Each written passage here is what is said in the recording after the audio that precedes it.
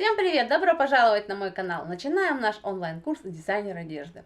Не забудьте подписаться, если вы еще этого не сделали, чтобы не пропустить самое главное и самое полезное для достижения этой профессии. Сегодня будем говорить о тканях. Я научу распознавать натуральность ткани. Как же не ошибиться, придя в магазин, увидеть огромный ассортимент и не ошибиться именно в натуральности тканей. Сегодня поговорим об этом. Хлопок и лен. Поехали!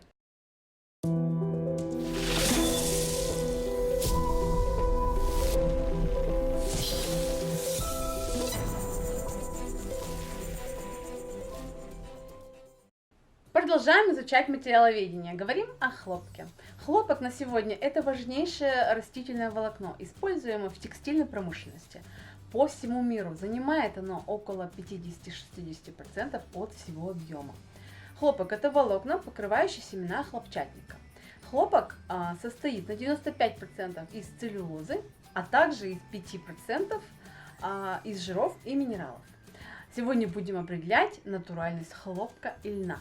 Попытаемся сделать опыты, будем прямо поджигать и смотреть на свойства и так далее. Смотрите, присоединяйтесь, будет интересно. Миру известно более 50 сортов хлопка, однако выращивается и культивируется из них всего 4. Хлопчатник однолетний травянистый, он, кстати, самый северный, дает самое короткое грубое волокно.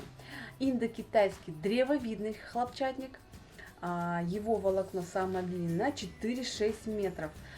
Элитный длинноволокнистый хлопчатник с островов Барбадосский или перуанский, а также самый обыкновенный и самый распространенный хлопчатник.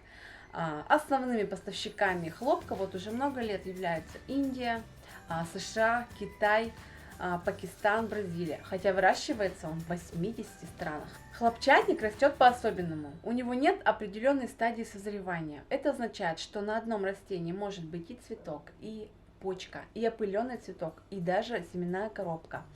Поэтому урожай хлопка требует постоянного контроля. После раскрытия коробочек на 80% хлопок обрабатывают для ускорения созревания. И после раскрытия на коробочек семенных на 95% начинается сбор. Изначально хлопок собирали и обрабатывали вручную, но этот процесс делал хлопок достаточно дорогим. Например, в течение дня человек мог собирать около 80 кг, а отделять от семян всего 6-8 кг. С эпохой индустриализации и механизации хлопок стал самым главным природным сырьем, что позволило делать из хлопка достаточно недорогую и качественную продукцию. В некоторых странах, например, в Африке и Узбекистане, до сих пор продолжают хлопок собирать вручную. Но в современном производстве хлопок сырец собирается хлопкоуборочными машинами. Их очень много разных видов, но принцип работы у всех одинаковый. При прикосновении натуральной ткани кажется, как правило, теплее, и они очень быстро нагреваются от тепла ваших рук. Также они быстро принимают температуру тела человека, что, конечно же, делает носку из таких тканей гораздо комфортнее для человека. Цвет, как правило, однородный и матовый. Одинаковые по толщине нити в полотне, их очень хорошо видно. То есть они все хорошо проглядываются. При тестировании на сминаемость, кстати, я уже в прошлом видеоуроке рассказывала, как делать тест на сминаемость. Это просто можете прийти в магазин, берете ткань в кулак и задерживаете ее секунд на 5. И дальше вы смотрите, что с ней происходит. Быстро ли она приходит в свой первоначальный вид или нет, и какие остаются заломы. Например, у хлопка и натуральных тканей заломы, как правило, пластичные и более естественные линии имеют. Если заломы вообще абсолютно не пластичные, то, скорее всего, это не натуральная ткань. И также у хлопка очень высокая сминаемость. Так будем делать следующий тест на определение натуральности ткани. Такой тест очень часто, кстати, делают в магазинах, уже многие продавцы, в принципе, разрешают. Что нужно для этого? Берем мы кусочек ткани, из нее, из края ткани вытаскиваем 5-6 нитей. Сегодня будем смотреть хлопок. Сейчас хлопок смотрим. Если успеем, то сделаем сегодня лен.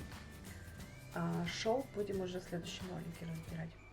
Вот я уже достала 5-6 нитей. скрутила фитилек, и нужно будет поджечь. Посмотреть нужно, какой у нас огонек получается, какая зола, как горит, интенсивно или нет. Сейчас будем это все смотреть с вами.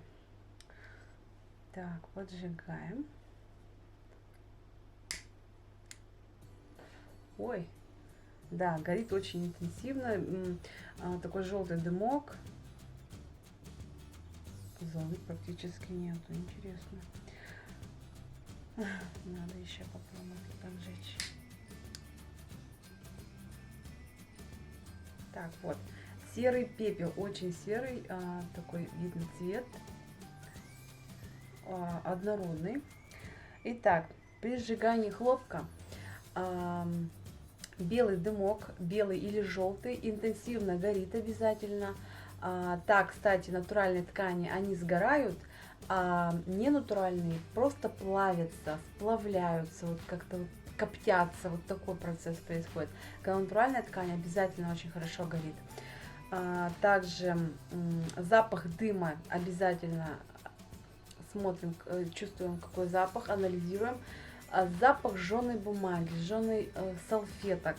Так, что там еще, что еще? Зола и уголь обязательно однородные. Зола, вот которая на пальчике остается, когда вы подожгли, уже посмотрели золу, она очень мелкой текстуры, вот буквально пудровая такая, вот как пудра на ощупь. Вы возьмете, если пудру потрогайте на ощупь, вот такая же пудра после хлопка остается, без каких-либо крупинок. Если вы ощущаете в золе какие-то крупинки, неоднородность какую-то, значит в ткани есть синтетические примеси, то есть ненатуральные ткани какие-то есть в составе тоже. Так, что еще? Также свойства хлопка — это, конечно же, гигроскопичность от 30 до 60%, то есть сама ткань может впитывать от 30 до 60% своего веса. Это очень большой показатель на самом деле по сравнению с другими тканями. Следующие свойства хлопка — это такие как воздухопроницаемость, ткань дышит, поэтому нам очень комфортно в этой одежде. Также ткань комфортна, кстати, в работе. Она очень прочная, легкая и жесткая, и хорошо держит форму. Отлично будет держать форму обора, кулисок. Также она очень экологичная. Дальше посмотрим ассортимент хлопковых тканей. Например, такая ткань сатин. Она очень прочная и жесткая, подходит, очень хорошо подойдет, кстати, для вечерних нарядов. Блеск появляется при добавлении ткани в ткань сатина, нитей полиэстера или шелка.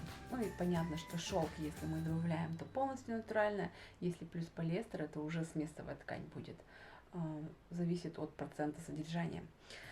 Для постельного белья, как правило, используют сатин плюс полиэстер. Здесь используется полиэстер именно для того, чтобы повысить износостойкость ткани. Батист, он прозрачный. Для коммерческих изделий рекомендуется шить, допустим, 2 слоя или, например, шить чехол-подклад. Поплин, жесткая ткань, имеет на поверхности такой выраженный рубчик и больше подходит для брюк и жакетов, где требуется именно форма держания такое изделий. Ситец — это вообще национально российское, производится только в Российской Федерации. Ну, все знают, что ситец, он достаточно тонкий такая тонкая ткань. Дальше, бархат — это высокодекоративная ткань, она очень тяжелая. Кстати, искусственный бархат достаточно очень такой легкий и может быть даже на трикотажной основе. Бязь, марлево-подобная поверхность, жесткая, но рыхлая, подходит для жестких деталей. Фланель, чуть пушистая, мягкая поверхность. Кстати, очень качественная фланель, именно немецкая бывает. Байка, это двухсторонняя ткань. С одной стороны она гладкая, а изнутри она может быть ворсистой. Жаккард бывает шерстяной, хлопковый или полиэстеровый. Особенность жаккарда в том, что рисунок выткан, не напечатан, а именно выткан на ткацком станке и с лица, и изнутри имеется этот рисунок. Лен — это травянистая культура, имеющая размеры от полуметра до полутора в высоту. Лен — это древнейшее растение, выращиваемое русским народом. Также история льна насчитывает более 9000 лет. Еще древние славяне употребляли в речи такое слово, как полотно. Так вот, этим словом они называли не любую ткань, а именно только исключительно льняную. Родина обыкновенного льна — это Ближний Восток. Лен заслуживает того, чтобы его называть самым практически историческим культурным растением. Выращивание льна восходит к доисторическим временам. И семена, а также одежда из волокон льна были найдены в египетских гробницах. И на самом деле первое полотно, которое упоминалось в Библии, и это, кстати, подтверждают и археологи, и историки, было соткано именно из льна. Широкое развитие в производстве льняной ткани получило во времена Петра I. В то время он издает указ о начале льняного и пенькового промысла во всех губерниях. Так появляются полотняные мануфактуры, которые впоследствии становятся лучшими промышленными предприятиями. Также деяния Петра продолжает Екатерина II. Она разрешает экспорт льна. Также вскоре вся льняная промышленность Европы начинает использовать в качестве сырья именно русский лен. Сам лен, как род, имеет более 100 видов, однако важнейшим из них считается лен предельный, обыкновенный. Он представляет собой однолетнюю голубую траву без волосков, длиной от 40 до 60 сантиметров и более. Сами волокна льна изготавливают из стеблей именно. Волокна достигают от 40 до 60 сантиметров длиной. Теперь будем проводить тест горения льна на распознавание его натуральности. И некоторые свойства какие. У льна очень высокая сминаемость. Сминаемость по типу листа бумаги. Если мы, например, возьмем лист бумаги и сомнем, также примерно мнется лен. От этого никуда не деться, такая природа льна. Вообще, в принципе, натуральные ткани имеют большую сминаемость, чем искусственные. Также нити, полотно, когда мы рассматриваем, например, на просвет, нити имеют неоднородность, потому что сами волокна склеиваются. Такой процесс изготовления льна. Вот эти немножечко крупиночки клея, возможно, да, где-то видно. То есть в любом случае плетение неоднородное, нити неоднородные. Плетение, оно, конечно же, взаимно перпендикулярное, оно ровное. Но, если смотрите, если вы видите ткань, она внешне очень похожа на лен. И на ощупь, и сминаемость, возможно, такая же. Ну и цвета, конечно, такие же, да, льняные, такие бежевые, более природные, натуральные оттенки. Но вы видите однородные нити, они абсолютно одинаковой толщины, то это не натуральный лен. Так, дальше. Что еще? Сейчас мы будем поджигать и смотреть. Лен горит медленно, он буквально тлеет. Но тлеет он, скорее всего, из-за того, что в волокнах есть вот этот клей, и он как бы немножечко затормаживает вот это горение. Например, если у хлопка мы видели, он прямо буквально вспыхивает и горит очень интенсивно, лен более медленно будет тлеть. Зола у него будет немножечко с крупинками, вот как раз таки из-за этого клея, который содержится, когда волокна вот эти склеивают, но они растираются на пальцах, вот эти крупинки. Вот я уже подготовила фитилек из нитей льна. Поджигаем. Нам нужно посмотреть реакцию, как он горит. Ну, горит, да, но не так быстро, как хлопок, мы помним, да? Запах дыма, запах тоже жженой бумаги, жженых салфеток, то есть такой запах, ну, лен, вот целлюлоза практически, да, вот она есть, как бумага горит, такой же запах имеется. Зола тоже серая такая, светленькая. Растираем, но у меня тут даже крупинок практически нету. То есть очень однородная такая текстура золы, очень мелкая такая, очень однородная получилась. Но если попадаются крупиночки льна в залил льна, то это нормально, это клей. Но он должен растираться, то есть растираться в порошок между пальцев, когда вы растираете. И другие свойства льна. Лен очень прочный, он прочнее хлопка, это жесткая ткань, отлично удерживающая форму. Лен отлично подойдет для сложных геометрических фигур, но не поддается драпировке. Драпировки, складки у льна никак не придут и не получится. Об этом нужно не забывать. Но если вам нужны именно какие-то детали, которые удерживают форму, или, возможно, какой-то фасон, который удерживает форму, идеально подойдет лен сюда. Также лен имеет отличный климат-контроль. Он очень комфортный в носке. Климат-контроль в том плане, что летом он может охлаждать при необходимости, если жарко на улице, а если прохладно, он будет вас согревать. Отлично он дышит, имеет высокую гигроскопичность до 23%. Это меньше, конечно, чем у хлопка по впитываемости, но тоже достаточно много, немало. Будет хорошо впитывать влагу. Также имеется очень высокая сминаемость, об этом я, в принципе, уже говорила. Об этом никогда не стоит забывать. Если нужны какие-то, не знаю, необычные изделия, которые не очень красиво выглядят в мятом виде, то не стоит здесь использовать лен. Также виды нити неоднородные в плетении. Также лен имеет свойство, ткань не создает статическое электричество при трении. И еще очень классный эффект имеет лен, он умеет принимать форму тела хозяина.